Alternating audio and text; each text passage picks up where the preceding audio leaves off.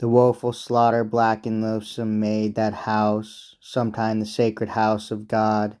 O heavenly justice, if thou be delayed, on wretched sinners sharper falls thy rod. In them this place profaned which invade thou kindled ire, and mercy all forebode, until with their heart's blood the pagans vile this temple washed, which they did late defile. But Solomon this while himself fast sped up to the fort which David's tower is named, and with him all the soldiers left he led, against each entrance new defences framed. The tyrant Aladine eke thither fled, to whom the Soldan thus far off exclaimed, Thyself within this fortress safe uplock, for well this fortress shall thee and thy crown defend. A while here may we safe remain. Alas, quoth he, alas, for this fair town, which cruel war beats down even with the plain. My life is done, mine empire trodden down. I reigned, I lived, but now nor live nor reign. For now, alas, behold the fatal hour that ends our life and ends our kingly power. Where is your virtue? Where your wisdom grave? And courage stout? The angry Soldan said. Let chance our kingdoms take which e'er she gave, yet in our hearts our kingly worth is laid. But come, and in this fort your person save, refresh your weary limbs and strength decayed. Thus counselled he, and did to safety bring within that fort the weak and aged king. His iron mace in both his hands he hent, and on his thigh his trusty sword he tied. And to the entrance fierce and fearless went, and kept the strait, and all the French defied. The blows were mortal which he gave or lent, for whom he hit he slew, else by his side laid low on earth, that all fled from the place where they beheld that great and dreadful mace. But old Raymundo, with his hardy crew, by chance came thither to his great mishap. To that defended path the old man flew, and scorned his blows and him that kept the gap.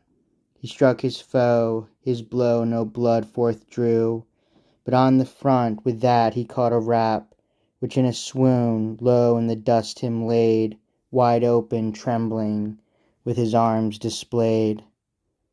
The pagans gathered hard at last, though fear their courage weak had put to flight but late, so that the conquerors repulsed were, and beaten back, outslain before the gate.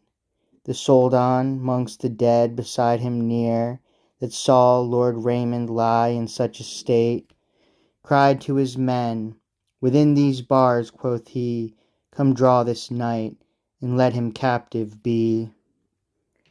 Forward they rushed to execute his word, but hard and dangerous that emprise they found, for none of Raymond's men forsook their lord, but to their guide's defence they flocked around. Thence fury fights, hence pity draws the sword, nor strive they for vile cause or on light ground. The life and freedom of that champion brave, those spoil, these would preserve, those kill, these save.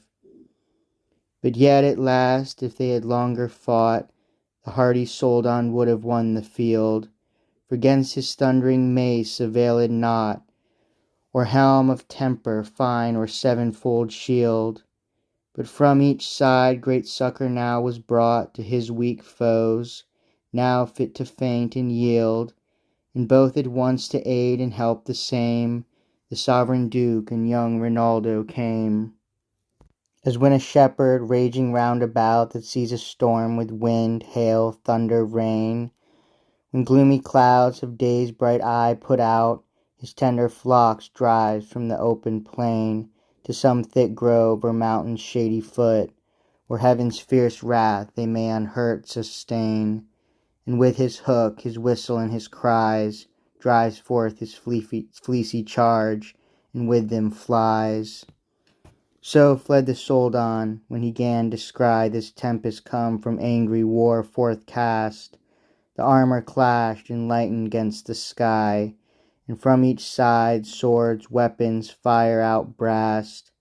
He sent his folk up to the fortress high, to shun the furious storm, himself stayed last. Yet to the danger he gave place at length, for wit his courage, wisdom ruled his strength. But scant the night was safe the gate within, scant closed were the doors, when having broke the bars, Rinaldo doth assault begin against the port, and on the wicket stroke his matchless might, his great desire to win, his oath and promise, doth his wrath provoke.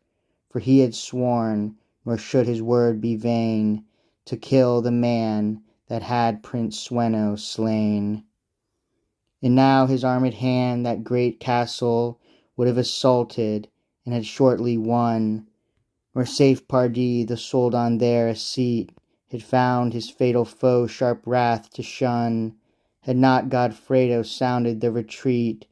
For now dark shades to shroud the earth begun, within the town the Duke would lodge that night, and with the morn renew the assault and fight. With cheerful look thus to his folk he said, High God hath holpen well his children dear, this work is done. The rest this night delayed doth little labour bring, less doubt, no fear. This tower, our foes' weak hope and latest aid, we conquer will, when sun shall next appear. Meanwhile with love and tender ruth go see, and comfort those which hurt and wounded be. Go cure their wounds which boldly ventured their lives, and spilt their bloods to get this hold, that fitteth more this host for Christ forth led, than thirst of vengeance or desire of gold. Too much, too much blood this day is shed, and some we too much haste to spoil behold. But I command no more you spoil and kill, and let a trumpet publish forth my will.